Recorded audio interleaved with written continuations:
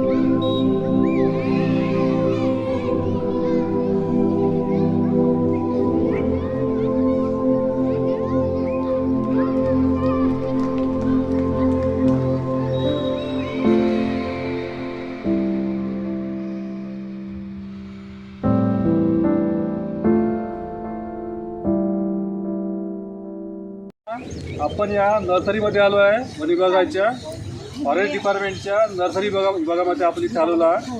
श्रीमती गयाबाई मावळे विद्यालय पोराबंदी येथील विद्यार्थी आणि विद्यार्थिनी इयत्ता 8वी 9वी आणि 10वी आपण इथे रोपवाटिका कशी असतं, रोपवाटिकेचं काम कसं चालतं या संदर्भात आपण माहिती घेणार आहोत. त्यानिमित्तानं आपण इथे उभे आहोत.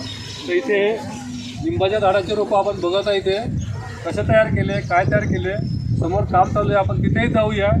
सर्वात आधी तुम्हाला सांगतो या रोपवाटिकेचं महत्त्व म्हणजे या रोपवाटिकेमध्ये विविध प्रकारच्या ज्या आपल्या मानवाच्या जीवनाला उपयोगी ज्या कलमं असतात, रोपं असतात त्या इथं तयार केले जातात. त्यातलाच एक भाग म्हणजे लिंबाचं कडुलिंब. आपल्या भारतामध्ये कडुलिंब ही जात फार जास्त प्रमाणात आहे आणि याचं जे महत्त्व आहे हे औषधीयुक्त त्याच्यामध्ये गुण आहे. या झाडाचं महत्त्व सगळ्यात महत्त्वाचं म्हणजे हे झाड मोठं झाल्यानंतर आपल्याला सावली देतं, ऑक्सिजन भरपूर प्रमाणात देतं आणि गुराढोरांना याच्याखाली उभं राहता येतं. या आणि तसंही पुरातन कालापासून या झाडाचं महत्त्व सांगितलं आहे. औषधीयुक्त आहे आणि त्यामुळं हे झाड सर्वांनी लावावं, त्याचं जतन करावं यासाठी आपण या रोपवाटिकेमध्ये आलो आहे. या रोपवाटिकेमध्ये अनेक प्रकारचे पिंपळ, त्यानंतर आवळा, त्यानंतर करवंद, बदाम, चिंच, उंबर विविध जातीचे इथे झाडे आहेत, रोप आहेत. त्यातलाच हा एक प्रकार वनस्पतीचे वर्गीकरण हे प्रकरण जे आहे तर ते तुम्हाला माहितीच आहे की सायंटिस्ट लोकांनी वर्गीकरण का करायला लावलेले आहे. मग आता त्याचे कोणते पंचसृष्टी वर्गीकरण पद्धतीच्या नुसार कोणत्या पद्धतीनं वर्गीकरण करता येईल तर सपुष्प वनस्पती, अपुष्प वनस्पती हे तुम्हाला सर्वांना माहिती आहे. मग त्यातले आता आपण बघून झालो. पहिला प्रकार बघितला आपण कोणता आहे तो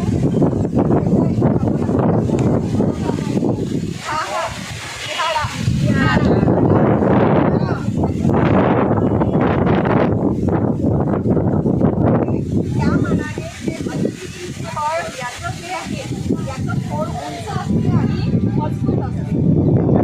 आवळा,